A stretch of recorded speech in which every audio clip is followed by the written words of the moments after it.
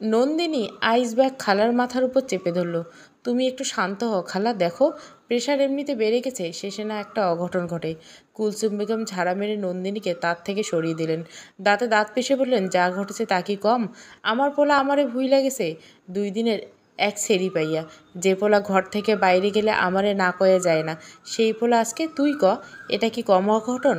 নন্দিনী আমতা আমতা করে বলো, তমাল ভাই ছাড়া আর কী বা করবে বলো? তুমি যা লাগাইছো ওনার বউয়ের সাথে। কুলসুম বেগম এভাবে তাকালেন যেন এক্ষুনি পানি দিয়ে নন্দিনীকে গিলে খেয়ে ফেলবেন। নন্দিনী চুপ করে বিমর্ষ মুখে রইলেন। কুলসুম বেগম একা একাই গজরাতে লাগলেন, তোরে সব প্রায় একজোট হয়েছিস, সবাই আমার পিছনে উইঠা পড়ে লাগছিস। ওই ডাইনি আমার বাড়িতে ঢুইকা আমার পরিবারের সব কটারে কালো জাদু করছে, আমারে করতে পারে নেই, পারবো কেমনে? আমি হচ্ছে আল্লাহর খাস বান্দি, 5 ওয়াক্ত নামাজ কামালাম করি। তোরা হয়েছে যে এক একটা শয়তানের ওস্তাদ, তবু হাত করতে পারছে, আমারে পারে নেই, পারবো না। দেখি সর, আমার উজুর পানি দে, আল্লাহর কাছে ওর নামে এমন বিচার দিমু, ও আমারে পোলার আমার কাছ থেকে কায়রা নিছে, ওর বিচার আল্লাহ করবে। যা ওঠ, নামাজের পাটি বিছা। নন্দিনী আড়ালে হাসে, তন্মধ্যে আনিস সাহেব রুমে ঢুকলেন। নরম শূন্যে বললেন, সারাদিন মুখে তুলনাই, আসো রাতের খাবারটা একসাথে। পুরো কথা শেষ করার আগে কুলসুম বেগম ভয়ার্থ দৃষ্টি নিয়ে তাকালেন, বললেন, তোমার 2 বাপ বেটা আমার 2 চোখের সামনে আসবে না, খবরদার। তোমার মতো এরকম ভ্যাবদা বিলাই বিয়ে কইরে আমার জীবনটা শেষ হয়ে গেছে। নিজে তো সংসারে বোঝো না, আমি কিছু করতে গেলে সেখানে বাধা দাও। স্ত্রীর কথা আঘাতে আনিস সাহেব বিচলিত হলেন না। তার অভ্যাস আছে এর চেয়ে কঠিন কঠিন শব্দ শোনার। তিনি পূর্বের ন্যায় নরম স্বরে আবারও একবার বোঝানোর চেষ্টা করলেন কুলসুম বেগমকে, তোমার ছেলে সবেমাত্র বিয়ে করছে, একটা নতুন মেয়ে এই পরিবারের সদস্য হয়েছে, আমাদের নিয়মনীতি কিছুই জানে না, বোঝে না। ওইসব বুঝতে জানতে শিখতে ওর তো সময় লাগবে বলো। বিয়ের পর 3 দিন হয়ে গেছে, তুমি ওদের একসাথে থাকতে পর্যন্ত দাওনি। এগুলো কেউ মেনে নিবে? সমাজ এসব মেনে নেওয়া যায়? তুমি বলো। আমাকে সমাজ শেখাইতে আসবে না। তোমার মায়ে যখন তোমার দামরা বোনরে আমার লগে ঘুমাইতে পাঠাইতো, তখন তোমার এইসব লেকচার কইছিল? বাবু হওয়ার পর শিউলি আমাকে ঘরে পাটি পাইতা শুইত, অথচ উত্তরের 3টা রুম তোমার মায়ের তালা দিয়ে থুইত। এর উদ্দেশ্য ছিল, আমি জানি তোমার লগে মন খুলে কিছু না কইতে পারি। আমারে দিনরাত যে মারা মারতো, অত্যাচার করতো, এডি যেন তোমার কানে না দিতে পারি। তখন তোমার সমাজ, তোমার জ্ঞান জ্ঞান কটা আছিল কই শুনি? সেসবের জন্য আমি এর আগেও তোমার কাছে ক্ষমা চাইছি কুলসুম, আবার চাইছি, আমারে মাফ করে দাও। আমি আমার মা যা করছে তার জন্য তুমি সেগুলো করবা? এটা কেমন কথা? কুকুর কামড়াইলে কে কুকুরেরও কামড়াইতে হবে? তাহলে মানুষ আর কুকুরের ভেতর তফাৎ কী রইল? আমার তুমি কুত্তার সাথে তুলনা দিলা তমালের বাপ? আনিস সাহেব হাঁপিয়ে উঠলেন। তোমার সাথে কথা বলাটাই বোকা। কেন যে অকারণে বোঝাতে আসি বারবার। তোমার সাথে আমার পরিবার, বিশেষ করে আমার মা যা করেছেন, তার জন্য আমি তোমার কাছে সবসময় নত হয়ে থাকি। তোমার সব কথা মানি, হোক ন্যায় বা অন্যায়, তোমাকে সাপোর্ট করি। আর মানে এই না আমি ভেদা হয়ে গেছি কুলসুম। আমি শেষবারের মতো বলবো, তমালকে ওদের মতো ছেড়ে দাও, ওদের জীবনটা ওরা গুছিয়ে নেক। তুমি তোমার মতো জীবন নিয়ে থাকো, দেখবা তোমার ছেলেও তোমার থেকে দূরে যাবে না। তোমার ছেলের বউ তোমাকে মাথায় তুলে রাখবে। আমারে কাউরা মাথায় তুইলা নাচন লাগবো না। আমি সেটাই করুম যেটা আমার কাছে ভালো মনে হবে এই সংসারের জন্য। এই সংসারটা আমার ছিল, এখন শুধু তোমার নেই, আরও একজন দায়িত্ব এবং হক দুটোই আছে এই সংসারের উপর। আমার তিলে তিলে গড়া সংসার কেউ আইসা হক জমাইতে পারবো না। এত সহজ না তমালের বাপ। তোমার সাথে কথা কইতে ইচ্ছে করছে না, যাও। তোমার ছেলের বাইরা হইয়া গেছে, তুমি চাইলে আর নিয়ে যাও। আনিস সাহেব উঠে দাঁড়ালেন। যদি একটা করতে পারতাম, হয়তো আমরা সবাই ভালো থাকতাম কুলসুম। আনিস সাহেব বেরিয়ে গেলেন। কুলসুম বেগম নিজের মাথায় নিজে আয় চেপে ধরলেন। নন্দিনী একটু দূরে দাঁড়িয়ে এতক্ষণ সব শুনছিল। খালু বেরিয়ে যেতেই এগিয়ে এসে কুলসুম বেগমকে ধরলেন। খালা, তুমি শান্ত হও। তুমি সত্যি আজকে কিছু একটা ঘটাবে আমার মনে হচ্ছে, এত উত্তেজিত হয়ে না। কুলসুম বেগম নন্দিনীর হাত চেপে ধরলেন। আমি এই মাইয়াটারে আমার সংসারে থাইকা না তাড়ানো পর্যন্ত শান্তি পাবো না। আমার সংসারে আগুন জ্বালায় দিচ্ছে, ওর কলিজায় আমি আগুন লাগামু। ও আমারে চেনে নাই, চেনে নাই। আমার পোলা, আমার স্বামী সবরার হাত করে নিছে। ওরে আমি অকথ্য ভাষায় সাইমাকে উদ্দেশ্য করে যা তা গালি দিলেন তিনি। নন্দিনী ঘাবড়ে গেলেন। কুলসুম বেগম শরীর থেকে ঘাম চুইয়ে চুইয়ে পড়ছে, অথচ ঘরে এসি চলছে, টেম্পারেচার 15। নন্দিনী ফোন কানে নিয়ে তমালকে ডায়াল করে বলল, জলদি আয় প্লিজ, খালা কেমন জানি করছে। সায়মাকে আনিস না, ওকে দেখলে খালা আরও উত্তেজিত হয়ে পড়বে। তুই একা একটু আয় প্লিজ তমাল। আজ অনেক দিন পর সায়মা বই নিয়ে বসছে। ওর অনেকগুলো বই। সাহিত্যপ্রেমীর ঘরে এমন বইয়ের স্তূপ থাকা বিস্ময়কের কিছুই না। মনোবিজ্ঞানের বই, ইলুস্ট্রেশন অফ মাইন্ড, দারুণ সব কথাবার্তা লেখা। মানুষের মনের দিক থেকে যে কত বৈচিত্র্য হতে পারে লেখক তাই সুন্দর করে ব্যাখ্যা করবার চেষ্টা করছেন। সায়মা প্রায় বইয়ের ভিতরে ডুবে গেলেন। তাই কখন তমাল ঘরে এলো, জামাকাপড় বদলে নিল, ও টেরই পেল না। যখন মানিব্যাগ পকেটে ভরে পুরনো বের হতে নিবে, ঠিক তখনই সায়মা খেয়াল করে উঠল, কী ব্যাপার, এই রাতে কোথায় যাচ্ছ? তমাল ভুরু কুচকে তাকালো প্রশ্ন শুনে। তোমায় তো বললাম। কখন? এইমাত্র। সায়মা লজ্জিত ভঙ্গিতে বলল, আমি শুনতে পাইনি, সরি।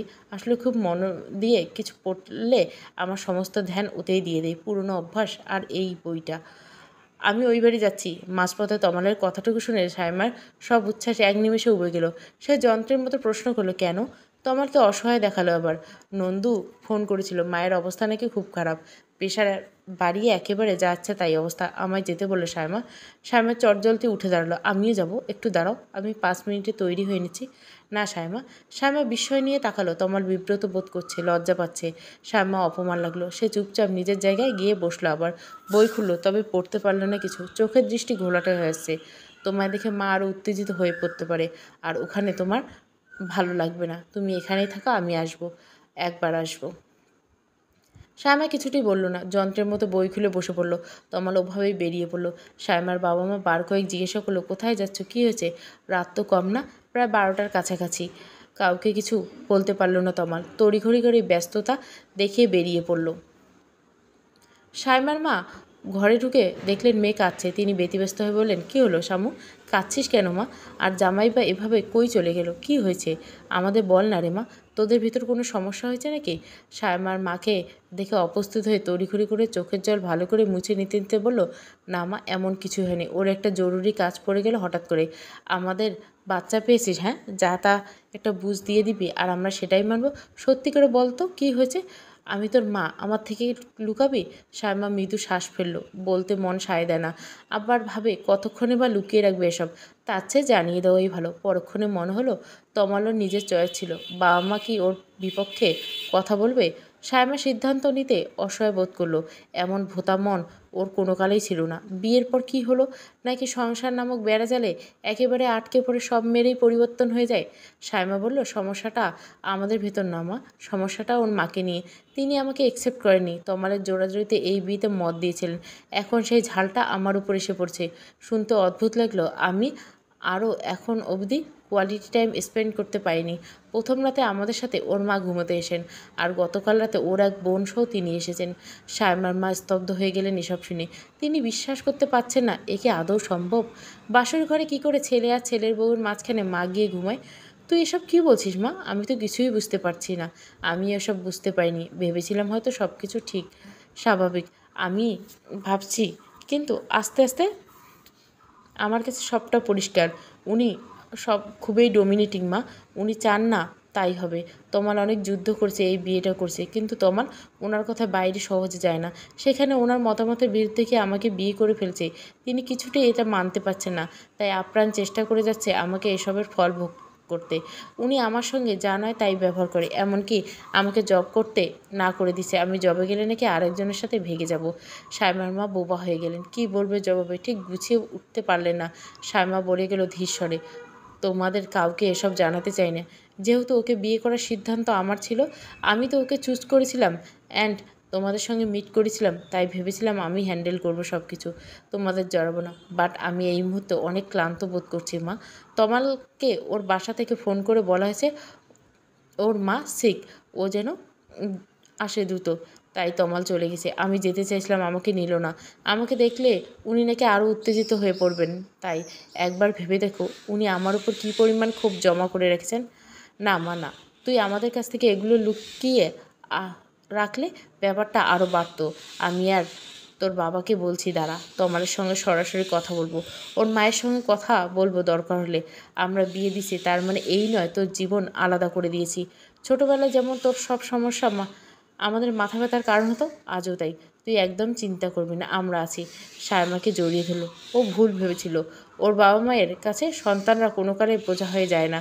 বাড়ি ফিরতে ফিরতে তমালের রাত হয়ে গেল। কলিং বেল বাজতে নন্দিনী দরজা খুলে দিল। ওর চোখ মুখ শুকনো থমথমে। তমালের দুশ্চিন্তা বাড়ল। ভেতরে ঢুকতে ঢুকতে জিজ্ঞাসা করলো, মা কোথায়? ঘরে। এখন কি অবস্থা? নন্দিনী তমালের একটা হাত টেনে বলল, আমার মনে হচ্ছে ওই জল বহুদূর গড়াবে। দেখিস ভাই সংসারটা। তমাল সঙ্গে সঙ্গে মাথা দুলিয়ে ওঠে। ভুল করে ফেলেছি রে। ভেবেছিলাম একবার বিয়ে হয়ে গেলে তারপর আস্তে আস্তে সব কিছু ঠিক হয়ে যাবে। এক ছাদের তলায় সবাই মিলেমিশে থাকা খুব কঠিন না, কিন্তু মা যে এতটা ডিসপারেট হতে পারে। খালাকে তো আমার চেয়ে ভালো তোর চেনার কথা, মনে নেই? এসএসসিতে তোদের স্কুল থেকে সবাইকে কুমিল্লা ময়নামতি দেখতে নিয়ে যাওয়া হলো। তুই কত যেতে চেয়েছিলি, খালা তোকে পুরো একদিন ঘরে আটকে রাখলো। তমাল একটা দীর্ঘশ্বাস ফেললো। নন্দিনী বলল, সাইমাকে আগে থেকে সব জানানো উচিত ছিল। মেয়েটা এমন পরিবেশে এসে একেবারে হতভম্ব হয়ে গেছে। একটা নতুন পরিবেশ, নতুন জায়গা গেলে কতটা সময় লাগে সেখানে সব কিছু অভ্যস্ত হতে। তখন আশেপাশের সবাই সাপোর্ট দরকার। আর সেখানে খালা ওর সাথে যে ব্যবহার করছে, তোমার সব কিছু টাফ হয়ে যাচ্ছে। আই থিঙ্ক তোকে এবার খুব স্ট্রংলি সব কিছু হ্যান্ডেল করতে হবে। আমি ঠিক বুঝতে পারছি না কী করব, তুই বল। আমি কি করব? লাইফ তো তোদের। তবে তোর জায়গায় যদি আমি থাকতাম, সায়মা, ওর বাবা মা এবং আমার বাবা মা সবাইকে সামনে রেখে খুব শক্তভাবে কথা বলতাম, ডিসকাস করতাম, এবং ডিসকাসে যা হতো তা হতো দুটো পরিবার এক সূত্রে জড়িয়ে হয় ভাঙবে নইলে থাকবে। তোমার নন্দিনীর দিকে তাকিয়ে রইল, কোনো জবাব দিল না। এর ভিতরে কী চললো বোঝা গেল না। কুলসুম বেগম শুয়ে আছে, ওর মাথার কাছে আনিস সাহেব ক্লান্ত ভঙ্গিতে বসা। তমালকে ভেতরে ঢুকতে দেখে তিনি একটু অবাক হলেন, নড়ে চড়ে উঠলেন। তমাল আসবে তাকে জানায়নি তো? তমাল ডাকলো, মা। কুলসুম বেগম বোঝা চোখ মেলে তাকালেন এবং সাথে সাথে ক্ষুব্ধ হলেন। কি আইসোস কেন? আর কারে মা ডাকোস? 2 দিনের সেরির জন্য বাইর হইরা গেলি, তখন মনে ছিল না মায়ের কথা? এখন কি আমার লাশ দেখতে আইসোস? তমাল মায়ের পাশে বসে তার একটি হাত নিজের মুঠোয় নিল। গলা ভিজে উঠছে, ওর শরীর কাঁপছে। তুমি এমন কেন হলে মা? লোকে বলবে মা পাগল, হলেও মা। মা বাবা নাকি কখনো সন্তানদের সাথে কোনো অন্যায় করে না, করতে পারে না। অথচ কত সন্তান বাবা মায়ের উপর অভিমান করে জানো মা? কেন করে ওরা? কি এত দুঃখ পায়? এখন বুঝি কেন করে। সব বাবা মারা সন্তানের ভালো চায় না, সন্তানের সুখ বুঝে না। কিছু বাবা মা তাদের দম্ভটাকে এত বড় করে রেখেছে, তাদের আড়ালে সন্তানের সব শখ, আবদার, ইচ্ছে অনিচ্ছে সুখটাই হারিয়ে যায়। কুলসুম বেগম তমালের হাত ঝাড়া দিয়ে ফেলে দিয়ে উঠে বসলেন। এইগুলা শুনাইতে তুই এখানে আসছস? আমি তো সুখ চাই না, তোরে ভালো রাখতে চাই না। তো যা, দেখ কে তোরে ভালো রাখতে চায়। আমি আমার ছেলে ছাইড়া দিলাম, যা। তমাল কুলসুম বেগমকে জড়িয়ে ধরে হালকা কেঁপে উঠল। ভেজা কণ্ঠে বলল, আমি কিন্তু তো আমার বাবা মাকে ছাড়তে পারবো না। পারলে অনেক আগেই চলে যেতাম। আমার বাবা মা আমার জীবনে একটা অংশ, তাদের ছাড়া কথা আমি স্বপ্নেও ভাবিনি কোনোদিন।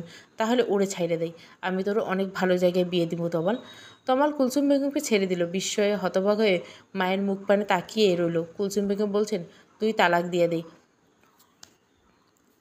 ওই মাইয়া আসার পর থেকে একটা দ্বন্দ্ব লাগছে আমার সংসারে। ও অলক্ষ্যে অপয়া। আমি তোরে এর চেয়ে সুন্দরী মাইয়া আইনা দিব। তুই ওরে ছাইয়ে দে তমাল, আমার কসম লাগে, ছাইড়ে দে। তমালের মনে হলো ওর কানের ভিতর কেউ গরম সীসা ঢুকিয়ে দিয়েছে। কান দুটো ঝাঁঝা করে উঠছে। ও কুলসুম বেগমের চোখে চোখ রাখতে পারল না। লজ্জায় অপমানে অপনস্ত হয়ে মাথা আপনা আপনি নত হয়ে গেল। নন্দিনী আর্তনাদ করে মতো করে জিজ্ঞাসা করলো, এসব কি বলছো তুমি খালা? আনিস সাহেব উত্তেজিত হয়ে বললেন, তোমার মাথাটা একবার পুরোপুরি গেছে কুলসুম। তুমি এসব কী বলছো? কুলসুম বেগম খ্যাপা বাঘিনী বিস্ফোরিত দৃষ্টিতে আনিস সাহেবের দিকে দৃষ্টি নিক্ষেপ করে বললেন, তুমি একদম চুপ থাকো। তোমার আশকারা পেয়ে আমার ছেলে এই মেয়েকে ঘরে তোলার সাহস করছে। নইলে আমার ছেলে কোনোদিন আমার কথায় বাইরেই যায় না। যাবে কিভাবে? তুমি যেতে দিয়েছ? সবসময় তোমার ইচ্ছা অনিচ্ছা ওর উপর চাপিয়ে দিয়েছ। তুমি কখনো জানতে চেয়েছো আমাদের ছেলে কিসের সুখ, কিসে ভালো? তোমার কথাবার্তা শুনে আমি অবাক হচ্ছি তমালের বাপ। তুমি কি বোঝাতে চাও আমি ওর মা না? আনিস সাহেব দীর্ঘ বছরের বিবাহিত জীবনে আর সবচেয়ে কঠিন কথাটা তার স্ত্রীকে বললেন। জন্ম দিলে মা হওয়া যায় না। তোমার মতো মা থাকার চেয়ে যদি মা ছাড়া বড় হয়, তবুও আজ আমার এত আফসোস থাকতো না। কুলসুম বেগম তাজ্জব বনে গেলেন। তমাল উঠে এসে আনিস সাহেবকে সামলালেন। বাবা থাকুক, কথা বাড়িও না। আনিস সাহেব মোটেও থামলেন না। এবার কুলসুম তার বাবার পছন্দ করা মেয়ে ছিলেন। মায়ের ইচ্ছে ছিল আনিসের খালাতো বোনকে ছেলের বউ করে আনার, তাই মা মানলেন না। কুলচুমের সঙ্গে যাচ্ছে তাই ব্যবহার করে গেলেন, গাধার মতো খাটাতেন, রাতে ঠিকমতো ঘুমাতে দিতেন না। আনিসের ছোট বোনটাকে সবসময় ঘুমের বাহানায় পাঠিয়ে দিতেন। কুলচুম কাঁদত, মুখে আঁচল গুজে। স্বামী হিসেবে তখন তার পাশে দাঁড়াতে পারেননি, সান্ত্বনা দিতে পারেননি। তখনকার সময়ে স্বামী স্ত্রীর সম্পর্কটাই এত আহ্লাদ ছিল না। শ্বশুরবাড়ি ভাত খাওয়া ছিল আগুনে ঝাঁপ দিয়ে বেঁচে থাকার মতো। তারপরে একসময় আনিসের মা মারা গেলেন। সংসারের চাবি উঠল কুলসুমের আঁচলে। আনিস সাহেব আস্তে আস্তে বুঝলেন স্ত্রীকে বুকে কতখানি ক্ষত ইতিমধ্যে হয়ে গেছে, আর সেই ক্ষত মলম লাগানোর অধিকার তার নেই। তারপর থেকে আনিস সাহেব এক অন্য মানুষ হয়ে উঠলেন, চুপচাপ, শান্ত, স্ত্রীর কথায় উঠবোস করা ব্যক্তি। পাছে লোকে বউ পাগল, ভ্যাবদা, বউ বাওড়া ইত্যাদি সব তকমা দিতে থাকলেও আনিস সাহেবের সেসবে যায় এলো না। তিনি তার অনুতাপের প্রায়শ্চিত্ত করতে গিয়ে কুলসুম বেগমকে এতটাই ছেড়ে দিলেন যে সে হয়ে উঠল লাগাম ছাড়া, ছন্ন ছাড়া ষাঁড়ের মতো ভয়ঙ্কর। তার ভয়ানক থাবার হাত থেকে তমালও রেহাই পেল না। ছোট থেকে অতিরিক্ত শাসনে বড় হলো। বাবা হয়ে সন্তানের কত ইচ্ছে দাফন হতে দেখেছে, তবু কখনো সেভাবে স্ট্যান্ড করেনি। ভেবেছে মা যা করেছেন তা তো সন্তানের ভালোর জন্য, কিন্তু নিজের মায়ের করা পাপাচারগুলো আজ আর একবার চোখের সামনে তারও স্ত্রী করছেন। মায়ের বেলা চুপ থেকে পাপগুলো দেখেছে, এবার আবার দেখবে, এবার লড়বে কঠিন লড়াই। এতে যদি শেষ বয়সে এসে সংসার ভেঙে যায় তবে যাক, তিনি কিচ্ছু পরোয়া করবেন না। আনিস সাহেব কঠিন স্বরে বললেন, তুমি বৌমাকে নিয়ে আলাদা বাসা করো, এটাই ভালো হবে। তোমার মাও শান্তি থাকবে, তোরাও শান্তিতে থাকতে পারবে। গরম তেলে পানির ছিটা পড়লে যেন কুলসুম বেগম তেতে উঠলেন। এবার দেখলে নন্দিনী, তোর খালুর স্পর্ধা, ছেলেরে কেমনে কান পাড়া দিল। আনিস সাহেব তেরে এলেন প্রায়। তুমি আস্পর্ধার কী দেখলে? আমি লাস্ট বলে দিচ্ছি, যদি আমার ছেলের সংসার তোমার কারণে ভেঙে যায় তবে তোমার নিজের সংসারে এই শেষ বয়সে ভাসবে। আমি আনিস তোমাকে তালাক দিতে দ্বিতীয়বার ভাববো না। ঘরে উপস্থিত সবাই থমকে গেল। কুলসুম বেগম বিশ্বাস করতে পারছেন না যেন। তিনি চোখ বড় বড় করে তাকিয়ে রইলেন। নন্দিনী শুধু মৃদু কণ্ঠে বললেন, তোমরা এসব কি বলছো? আনিস সাহেব লাথি দিয়ে চেয়ারটা উল্টে ফেলে দিলেন। তমাল নন্দিনী কেঁপে উঠল। কুলসুম বেগম নিশ্চুপ। আনিস সাহেব বললেন, তুই কালকে বৌমাকে বাড়িতে নিয়ে আসবি। এই সংসার অনেক হাউকাউ হয়েছে, অনেক সহ্য করছে, আর না। আমি নিজে যাব আগামীকাল সাইমার বাড়ি, ওকে নিয়ে আসবো। এবার থেকে যে শান্তিপূর্ণভাবে এই সংসারে থাকতে পারে সে থাকবে, আর যে পারবে না সে যেদিকে দু চোখ যায় সেদিকে বেরিয়ে যাবে। এটাই আমার শেষ কথা। আনিস সাহেব বেরিয়ে গেলেন। তমাল বিছানার উপর ধপ করে বসে পড়লেন। তার মাথা ঘুরছে। হঠাৎ করে মায়ের উপর ঘৃণাবোধ হচ্ছে। সায়মা শান্তভাবে তমালের সঙ্গে এই বাড়ি ফিরলেন। তমাল একটু চিন্তায় ছিল সায়মাকে আনাটা সহজ হবে কিনা, কিন্তু এক বেলাতে সায়মা যখন রাজি হয়ে গেল তমালের মাথা থেকে একটা বিরাট বোঝা নেমে গেল চট করে। সায়মা এলো তখন প্রায় বিকেল হয়ে গেছে। কুলসুম বেগম শরীরটা আগের চেয়েও খারাপ, প্রেশার নিয়ন্ত্রিত, এলো মেজাজ ঠিক নেই। সকালে নাকি নাস্তা করার পর থেকে আর কিছু মুখে তোলেনি। সায়মা রান্নাঘরে ঢুকলেন। চট করে একটা ম্যাগি তৈরি করলেন। এক গ্লাস জুস সময় শ্বশুরদের রুমের দিকে গেলেন। কুলসুম বেগম বিছানায় আধাশোয়া অবস্থায় আছেন। তিনি সায়মাকে দেখে মুখাভাব কঠিন করে ফেললেন। সায়মা সেটা খেয়াল করলো, তবে কিছু বলল না। খাবারগুলো বিছানার উপর রেখে সেও বসলো।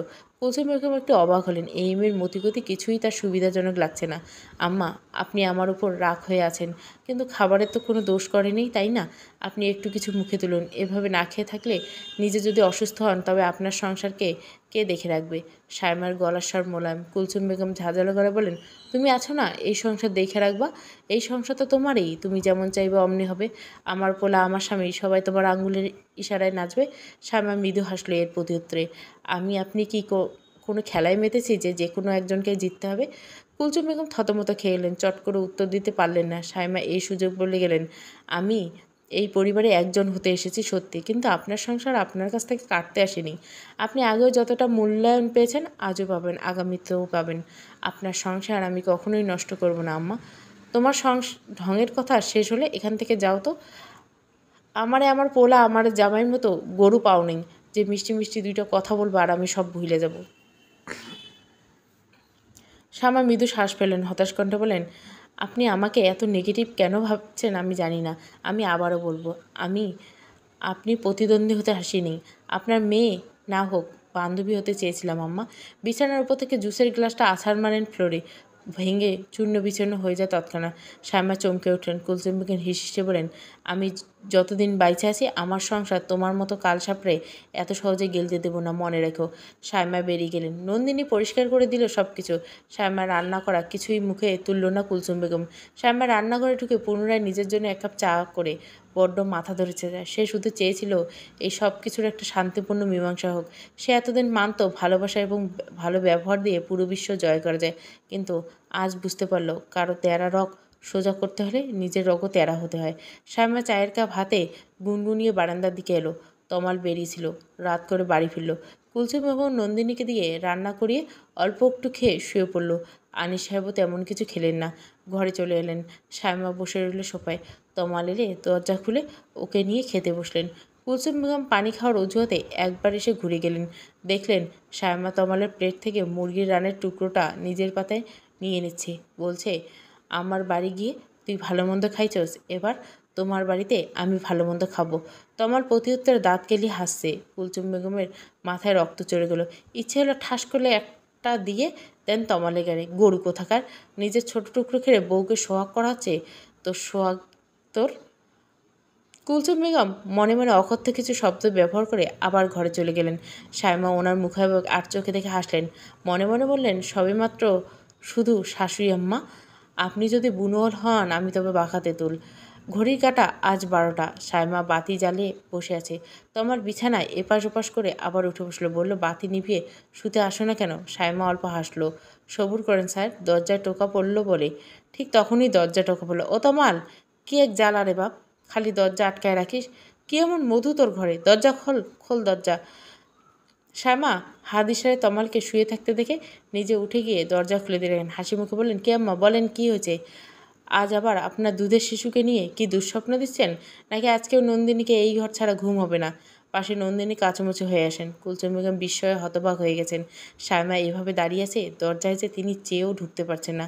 মেঘ নির্জন গলায় গম্ভীর হয়ে বলেন, নন্দিনী মেহমান এই বাড়িতে, আর মেহমানকে নিচে শুইয়ে নিজে বিছানায় শোয়া তোমার বাপের বাড়ির রেওয়াজ হতে পারে, কিন্তু আমার ঘরে এইসব অলৌকিক কাজকর্ম চলবে না।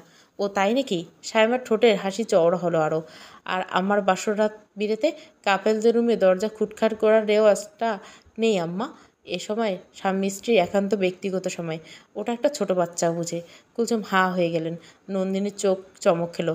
আজ এ কাকে দেখছে? তমাল উঠে এসে সায়মার পিছনে দাঁড়িয়েছে নিঃশব্দে। সে নিজেও হতবিম্বল।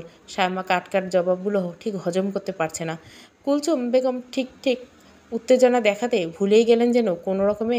শুধু বললেন, এই তমাল, তোর বউ আমারে অপমান করতেছে। নন্দিনী ডাইনিংয়ে শুবে, তাই দেখা আমি আইসি। আর তোর বউ? তার মুখের কথা কেড়ে নিয়ে সায়মা বলে উঠল, তাই জন্য আজকে আপনি আর আব্বা ডাইনিংয়ে শোন, আর নন্দিনীকে আপনাদের বেডরুমটা দেন। তাহলেই তো শেষ আম্মা। এর জন্য আমাদের উঠালেন কেন? দেখলেন আপনার ছেলেটা মাত্র ঘুম লেগেছিল, আপনার ধাক্কা ধাক্কিতে উঠে গেল। ঠিক আছে, ঝামেলা তো হয়ে গেল আর কি। তা তা এবার তাহলে ঘুমাতে যান আপনি। শুভরাত্রি। কুলসুম বেগমের মুখের উপর ঠাস করে দরজাটা আটকে দিলেন। কুলসুম বেগম এতটাই অবাক হলো যে তিনি সেকেন্ড কতক নিঃশ্বাস নেওয়া ভুলে গেলেন। কুলসুম বেগমের মাথায় নন্দিনী আবার আইস ব্যাগ চেপে ধরে আছেন। নন্দিনী ঠোঁটে মিটিমিটি হাসি।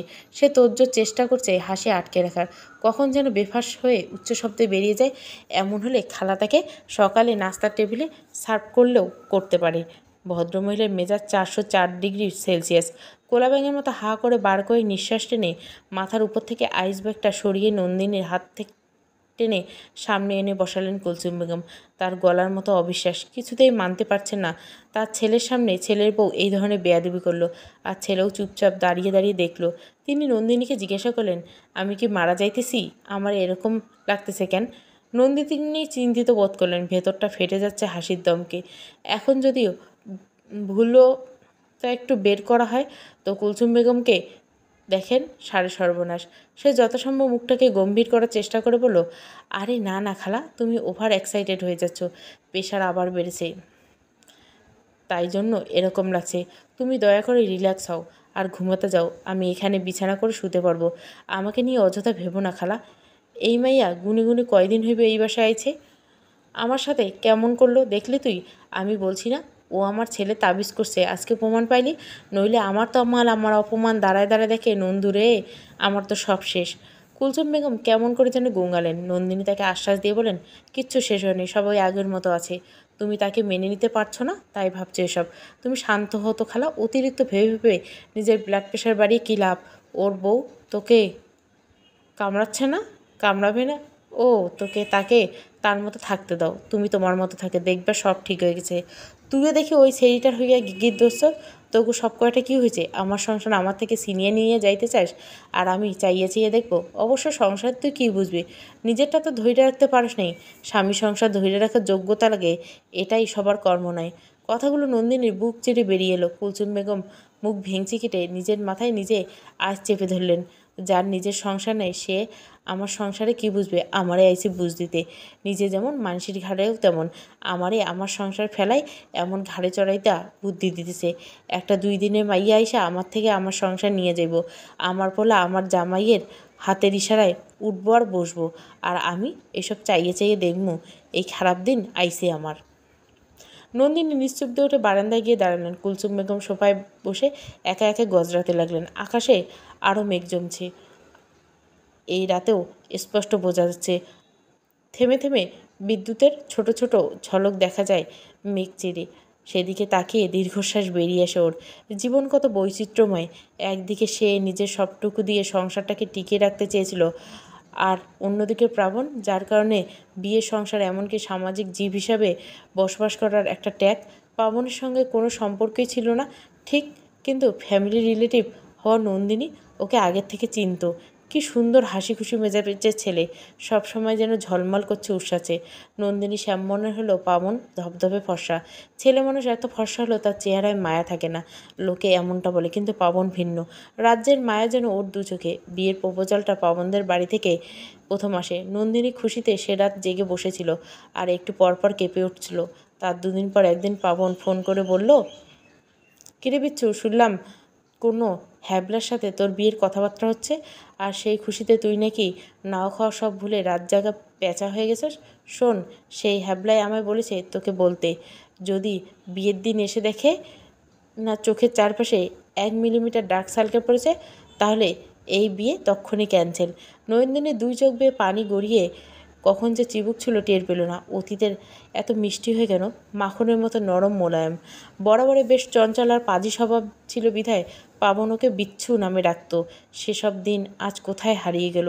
কেন মেঘের তলে শত বজ্রপাতে বুঝি মেঘ কুড়ে ফিরে নাহি আসে তার, রেখে যায় দীর্ঘশ্বাস বারবার। নন্দিনী চোখ মুছে নিল। পাবন কী করছে এই বৃষ্টি প্রখর মধ্যরাতে? নিশ্চয় প্রেমিকার সঙ্গে উষ্ণ আলাপনে ব্যস্ত। তার হৃদয়ের কোনো এক কোণে কি নন্দিনী আর ঠাঁই নেই? মানুষ এত সহজে সব ভুলে যেতে পারে, এত রহস্য নিজের ভেতরে তৈরি করতে পারে। পারে বোধহয়।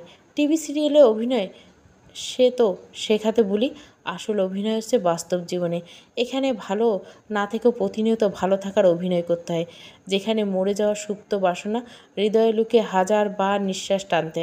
নন্দিনী নন্দিনী একটু চমকালো ডাক শুনে পেছন ফিরে সায়মাকে জগ হাতে দাঁড়িয়ে থাকতে দেখে ধাতস্থ হলো। তড়িঘড়ি নিজেকে স্বাভাবিক করার চেষ্টা করলো। মুখে এক চিলতে হাসি টেনে বলল, আরে তুমি বের হলে কেন? খালা কই? বোধহয় রুমে আছেন, আমার সাথে দেখা হয়নি, আমি পানি নিতে এলাম। যাক বাবা, বাঁচালে। আবার দেখলে প্রেশার বাড়িয়ে ফেলতো। এমনিতে আজ যা ডোজ দিয়েছ না। নন্দিনী গাল ছাড়িয়ে হাসলো। সায়মাও মৃদু হাসলো। যে রোগের যার চিকিৎসা। ঠিক ঠিক। না, তোমার জায়গায় তুমি একদম ঠিক আছো। আমার খালা এমনই, বুঝলে, ছোট থেকে দেখে আসছি। শুধু তুমি আর তমাল যাকে পাবে তার উপর নিজের কথা চাপিয়ে দেওয়ার চেষ্টা করবে। খুব ডোমিনেটিক স্বভাব। ওনার কারণে আমার মা আমার উপর কম অত্যাচার করেনি। ওনাকে শুরু থেকে টাইট দেওয়া উচিত ছিল, তাহলে আজ এত দূর অবধি গড়াতো না। দেবে কীভাবে? কিছুই বললে না খেয়ে একটা তুলকালাম কাণ্ড বাঁধাতো। আর ওই প্রেশারটা একদম ওনার মতো, যখন তখন চড়া হতে রেডি থাকে। তার জন্য সবসময় চাপে পড়ে সবাই সব মেনে নিতে পরিস্থিতি থাকে। খালু তো প্রায় নিজেকে দোষেন। বুঝতে পারছি, কিন্তু তুমি এখানে দাঁড়িয়ে কাঁদছিলে কেন? কিছু হয়েছে? নন্দিনী একটু অপ্রস্তুত হলো। সে নিজের দুঃখটা এতটাই ডুবে গেছিল যে পায়ের আওয়াজ সে পায়নি, তাই বুঝতে পারেনি তার পিছনে কখন এসে সায়মা দাঁড়িয়েছে। না না, ওই এমনি আর কি। সায়মা হাতের জগটা মাটিতে নামিয়ে নন্দিনীর হাত দুটো টেনে ধরে বলল, আমায় সেদিনের জন্য মাফ করে দিও। আমি অযথাই তোমার সাথে খারাপ ব্যবহার করছি। কি করব বলো, এরকম সিচুয়েশন আমার লাইফে কখনো আসেনি। আমার ফ্যামিলি স্ট্যাটাস, পরিবেশ সব কিছু অন্যরকম, আর এখানে সব কিছু অন্যরকম। তার উপর আসার পর থেকে যা শুরু হয়েছে, সব কিছু রাগ তোমার উপর তুলে ফেলছিলাম, পরে অবশ্যই রিয়েলাইজ করছি এখানে তোমার ফল্ট নেই। I am extremely sorry Nandini. Nandini লজ্জা পাওয়া গলায় জবাব দিল, আরে ধুর, কি সরি? তোমার জায়গায় আমি থাকলে এর চেয়ে বেশি রিয়্যাক্ট করে ফেলতাম হয়তো। ইটস ওকে, প্লিজ ওটার জন্য সরি বলো না। তুমি খুব মিষ্টি। নন্দিনী চিৎকার করে হাসলো। সায়মা বলল, অথচ যে এত মিষ্টিকে তিতা বলছে সে আসলে নির্বোধ বোকা। তার চেয়ে বড় লুজার আর কেউ হতে পারে না। নিমেষে সবটুকু হাসি উপে গেল। মুখটা আবারও মলিন হয়ে উঠল ওর। সায়মা আবারও শক্ত করে ওর হাত চেপে ধরল। এইবার অনেক তো ওকে নিয়ে ভাবলে, এবার নিজেকে নিয়ে ভাবো নন্দিনী। তুমি তো এডুকেটেড, একটা জব করো, নিজের পায়ে দাঁড়াও, আশেপাশের দুনিয়াটাকে বড় করে দেখো। দেখবে অত বড় দুনিয়া তোমার দুঃখ রাখার জায়গায় অভাব হবে না। নন্দিনী জবাব দিল না, চুপচাপ সায়মার মুখের দিকে তাকিয়ে রইল। সায়মা বলেই বলল, তুমি চাইলে আমি তোমাকে হেল্প করব জব খুঁজতে, নতুন লাইফ সিক্রেট করতে। আমি সত্যি চাই না তোমার মতো এত সুইট একটা মেয়ে এভাবে লাইফের কাছে হেরে যাক। হারবে তো ওরা, লুজাররা, ওরা জন্মেছে হারার জন্য। বাট তুমি না, তোমার এখনও অনেক পথ পাড়ি দেওয়ার বাকি। নন্দিনী আচমকা কেঁদে উঠল শান্ত করে। বাচ্চারা যেভাবে হাউমাউ করে কাঁদে, পুতুলটা হারিয়ে গেলে ঠিক সেভাবে। সায়মা ওকে নিজের বুকে জড়িয়ে নিল। All will be okay, be with or not, you are not alone its world. আমরা সবাই তোমার সাথে আছি, I promise. You deserve. Kulsum বেগমের চায়ের তৃষ্ণা পেয়েছে এই রাত করে এক কাপ চা খেয়ে মাথা ব্যথা কমাতে। নন্দিনী সেই কথা বলতে এসে তিনি বারান্দার আড়ালে দাঁড়িয়ে দুজনের কথোপকথন সবটুকু গিলে নিলেন। সায়মা নন্দিনীর বুকে টেনে নেওয়া দেখে তিনি দাঁত কিরমিরে ফিসফিস করে বললেন, দরদ একেবারে উতলে উতলে পড়ছে। হ্যাঁ, তারপর এভাবে সপ্তপর্ণে পা টিপে এসেছিল, সেভাবে পা টিপে চলে গেলেন। ওরা কেউ টের পাওয়ার আগে ঘরে গিয়ে বিছানায় বসে একটা পরিকল্পনা তৈরি করে নিলেন। সায়মা কবল থেকে নন্দিনী আর তার সংসার দুটোকেই বাঁচাতে হবে। ঘরে ফিরতে অনেকটা দেরি হয়ে গেল সায়মার। সে দরজা খুলে নিঃশব্দে ভেতরে প্রবেশ করে। বিছানায় টান টান হয়ে তমাল শুয়ে আছে। সায়মা ভাবে তমাল গাঢ় ঘুমে তলিয়ে গেছে। সে আবারও বিরক্ত না করে জগটা টেবিলে রেখে ফ্রেশ হয়ে আসে। চুলগুলো বেনুনি করতে করতে ভাবে কিছু একটা। বিয়ে, দুই অক্ষরে একটা শব্দ, অথচ এর ভিতরে লুকিয়ে আছে সমান উঁচু দায়িত্ব, সমুদ্রের গভীরতা, সমান অনুভূতি। অনেকে বলে মেয়েদের জীবন হলো বিয়ে। আসলে কোথায় বিয়ের পর হঠাৎ করে সব কিছু বদলে যায়। এতদিনের চিরচেনা ঘর, চাদরের ঘ্রাণ, বাম পাশে জানলায় আসা দোয়া, কিচিরমিচির বৃষ্টির ঝমঝমে শব্দ, সব কিছু বদলে একটা নতুন পরিবেশ, নতুন দুনিয়াতে নিজেকে খাপ খাইয়ে নিতে হয়। লোকে বলে এক মাটির গাছ আর এক মাটিতে লাগালে সেখানে সে বাঁচতে পারে না, মরে যায়। অথচ একবারই মেয়ে হয়ে আর একবারই বউ হয়ে এসে কি সুন্দর হাসি মুখে বাঁচার চেষ্টা করে। রাতের আধারে বরের চর খেয়েও সকালে তার জন্য ফুলকো রুটি করতে দ্বিধাবোধ করে না। অথচ কেউ ভাবে না, একটা বার ভাবতেও চায় না, গাছের শেকড় মাটি অবধি গড়াতে তার পিছনে যেমন শ্রম তিনটে পরিমাণ মিশিয়ে দিতে হয়, তেমনি মানুষের বেলাতেও। সায়মা একটা দীর্ঘশ্বাস পেলে। জীবনে কিছু কিছু বাঁক তার মনে হঠাৎ করে উদাসীনতা সৃষ্টি করে। এই মুহূর্তে তাকে চমকে দিয়ে তমাল বিছানা থেকে বলে ওঠে, আমায় বাদ দিয়ে কাকে ভেবে ভেবে এত দীর্ঘশ্বাস ফেলছে ম্যাডাম? সায়মা প্রায় লাফ দিয়ে ওঠে, মৃদু চিৎকার করে, তুমি জেগে? তমাল সবগুলো দাঁত বের করে হাসলো, জি ম্যাডাম, বাসরাতে যে ঘুমটা ঘুমাই সে হচ্ছে বলদ। আমি কি বলদ? সায়মা ভুরু পাকালো, আজ বাসরাত নাকি জনাব? আপনি না বললেন, আমি জানতেম না। জি ম্যাডাম, আজ আমাদের বাসরাত। আজ রাত তো আর না বলি। বাইরে কি ঝড় হচ্ছে দেখো, শীত শীত অনুভূতিটা দারুণ। এমন সুন্দর রাতে কে ঘুমায়? তাহলে চলুন দুজনে বৃষ্টি বিলাস করি। সায়মা উঠে দাঁড়ালো। তো আমার ঘাবড়ানো গলা বলল, তুমি সত্যি ভিজতে চাইছো? সায়মা বিছানায় ভিজতে ভিজতে হেসে গড়াগড়ি খেলো এক চোট। তুমি তো ভাব নিয়ে কথা বলছিলে, দিলাম তো সব ভাব ছুটি। এত রাতে কে যায় ভিজতে, জ্বর বাঁধতে? ও তো কারেন্ট আসা নেই শরীরে। আসো, অনেক রাত হয়েছে, ঘুমাবো। তোমার বাধ্য ছেলের মতো শুয়ে পড়লো। দুজনে কিছুক্ষণ চুপচাপ রইল। ঘরের ডিম লাইটের মৃদু আলো জ্বলছে, সেদিকে চেয়ে চেয়ে কী যেন ভাবলো ওরা, কে জানে। এরপর নীরবতার শেকল ভেঙে সায়মা বলে উঠল, আমি যা করছি তা তোমার মনের কষ্টের সৃষ্টি করছে, আমি বুঝতে পারি, কিন্তু এছাড়া আর কোনো উপায় নেই। এখন যুদ্ধ নিশ্চিত, তখন চেষ্টা না করে হেরে যাওয়া কি ঠিক বলো? আমি চেষ্টা করছি, সব দিক থেকে চেষ্টা করছি। যদি জিতে যাই তবে গেলাম, আর যদি হেরে যাই? তমাল ঠোঁট এক আঙুল রেখে আস্তে করে বলো, তোমাকে জিততে হবে সায়মা। হারবার কথাটা কখনোই মস্তিষ্কে হয় জিতবে, নইলে মরবো, তাই তো? আঙুল সরিয়ে বলে উঠে সায়মা। তমাল উঠে বসলো, ছটপট লাগলো ওকে দেখে। সায়মা উঠে বসে তমালকে নিজের বাহু ধরে আগলে নিল, পিঠে হাত বুলাতে বুলাতে আস্তে করে বলল, তুমি আমায় খুব ভালোবাসো, আমি জানি। আমি নিজের জন্য না হলে তোমার জন্য সব কিছু করার চেষ্টা করবো, জেতার চেষ্টা করবো। শান্ত হও, তোমার দুঃসময় ফুরিয়েছে, কাল থেকে নতুন সূর্যোদয়। তাই যেন হয় সায়মা, তাই যেন হয়। একে অপরকে জড়িয়ে ধরল, বসে রইল। যেটুকু ফাটল তৈরি হয়েছিল তার সবটুকু এভাবেই মিটে গেল শেষমেশ। দীর্ঘ রাত অবধি কুলসুম বেগম মাথায় আইস চেপে বসে আছে। চিন্তায় তার ঘুম হারাম হয়ে গেছে।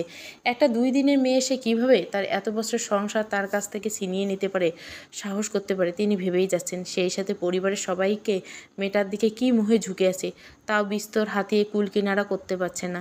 তিনি এতদিন অন্যদের ঘরে বউ রূপে ডাইনি দেখছেন, আজ নিজের ঘরের অবস্থা একই। এই তো মনে পড়ে যায় বিনা ভাবির ঘরের ঘটনাটা। কয় মাস হবে, 6-7 মাস হবে। একদিন মিনাভাবে কাঁদতে কাঁদতে এসে কুলসুমের পায়ের কাছে লুটিয়ে পড়লেন। ওনাকে ছেলের বউ, ওনাকে চাকরের মতো ট্রিট করে, হুকুম দিয়ে কাজ করায়, ভাত করে খেতে দেয় না, রাতে ঘুমালে নাতি নাতনিদের শিখিয়ে দেয় দাদিকে জ্বালাতে, আরও কত কি। শেষে কুলসুম বেগম তাকে রক্ষা করলেন, এমন বুদ্ধি দিলেন যে কয়েকদিনের ভেতরে গৃহযুদ্ধ শুরু করলো। ছেলে আর ছেলের বউয়ের ভেতরে অশান্তি, রাত দিন চিল্লাচিল্লি, মাথা কাটাকাটি, শেষে মারধর। শেষমেশ একদিন বিনা ভাবির ছেলে বউ বাচ্চা দুটোকে নিয়ে বাপের বাড়ি গিয়ে ওঠে। বিনা ভাবি খুশিতে সেদিন 3 কেজি মিষ্টি নিয়ে গেছিল আর বলেছিল Kulsum Begum is the best. তার কপালে মোমের মতো নরম বউ না পড়ে যাবে কই।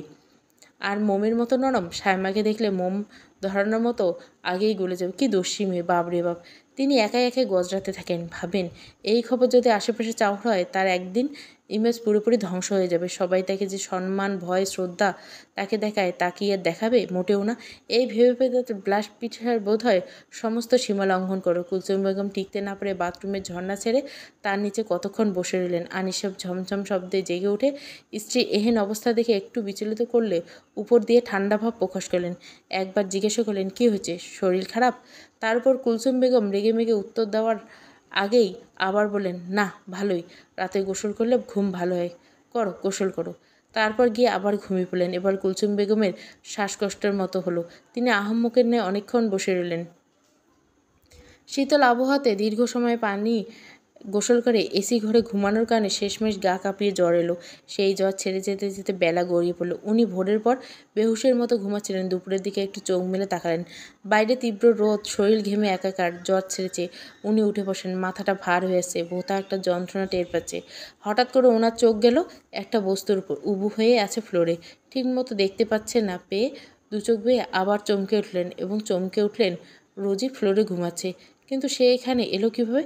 তাকে তো ছাড়িয়ে দিয়েছিল। কুলসুম বেগম উঠে বসতে দেখে রোজি নিজেই বলে, আফা শাইলটা একটু ভালা ঠেকে, 1 কাপ চা খাইবেন, গরম করে আনবো। কুলসুম বেগম গলার ভেতরটা তেতো হয়েছে। তিনি কর্কশরে বলেন, তার আগে তুই বল, তুই এখানে কেন? তোরে না আমি মানা করছি? আমারে ফোন দিয়ে আইতে কইছো তো। কে আসতে বলছে? আমি বলছি আম্মা। সায়মা চায়ের কাপ হাতে তুলে বলেন, আমি ফোন করে আসতে দিছি আম্মা, আপনার ছেলে থেকে নাম্বার নিছি। ঘরে এত কাজ, 2 দিন পর আমার অফিস শুরু, আপনি একা একা এদিকটা সামলাবেন কী করে? আর আপনি যদি একা হাতে করতে পারেন, প্রবলেম না হয়, তাহলে ওনাকে আবার মানা করে দিতে পারি। কুলসুম হা হয়ে চেয়ে রইলেন। সায়মা বলল, আপনার সমস্যা হবে না সব একা করতে? ঠিক আছে, আমি রোজি খালাকে বিদায় করে দিই। খালা শোনেন, আমি ঘরের সব কাজ করব আর তুমি চাকরি করবে? কুলসুম বেগম অবিশ্বাস্য কণ্ঠে প্রশ্ন করল। সায়মা উপর নিচ মাথা দোলাল। হ্যাঁ, আমি যদি বাড়িতে না থাকি তবে কাউকে না কাউকে তো সংসার সামলাতে হবে। আর এত দ্রুত আমি সংসারের বেড়াজালে আটকে থাকতে চাই না। মাত্র লাইফ শুরু, জব করব, ঘুরবো ফিরবো, আপনার ছেলেকে বিভিন্ন জায়গায় ট্যুরে দিব, এনজয় করব, এরপর ফ্যামিলি প্ল্যানিং। আপনি বুড়ো বয়সে তো এসব করা যায় না। তখন খালি এবারই ঘুরে বেড়ানো আর কুটনিমি করবো আর ফোন দিয়ে আটাবো কীভাবে নিজের ছেলের বউয়ের জীবনটা জাহান্নামে বানানো যায়। তারপর রোজিকে উদ্দেশ্য করে বললেন, রোজি খালা, আপনি কাল থেকে এই বাসায় আইসেন না। আম্মা একলাই যথেষ্ট, চিন্তা করবেন না। আপনাকে আমি অন্য বাসা ধরিয়ে দেব। আমার অফিসে এত লোক আছে যাদের একজন বিশ্বস্ত হাউসমেট প্রয়োজন। আপনি কাজ করে কুলাতে পারবেন না। আর আম্মা, আজকে দুপুরের রান্নাটা একটু দেখবেন কাইন্ডলি। আমি একটু বেরোবো, সকালে আপনার ছেলে টাকা দিয়ে গেছে, শপিং করতে হবে। আমরা সামনে শুক্রবার কক্সবাজারে যাচ্ছি। সায়মা বেরিয়ে গেল। রোজি ঠোঁট টিপে হাসতে লাগলেন। তিনি সবই জানেন এবং বুঝেই গেছেন এখন বউ শাশুড়ির নীরব স্নায়ুযুদ্ধ চলছে। তিনি বিছানার কুলসুম বেগমের হতভম্ব মুখটা দেখে কিছু হাসি আটকাতে পারলেন না। এই মহিলা তার কলিজা পুড়িয়ে ছারখার করে দিচ্ছেন। নিহার টাকার প্রয়োজন, তিনি এখান থেকে যেতে পারেননি। আজ উচিত শিখতে হয়েছে। এখন নিজের কলিজা পুড়বে যখন, তখন বুঝবে। চলবে কুলসুম বেগমের কর্মকাণ্ড। সংসার 2। দ্বিতীয় পর্ব পুরো গল্পটা প্লেলিস্টে পেয়ে যাবেন, সংসার ট্যুর প্লেলিস্ট।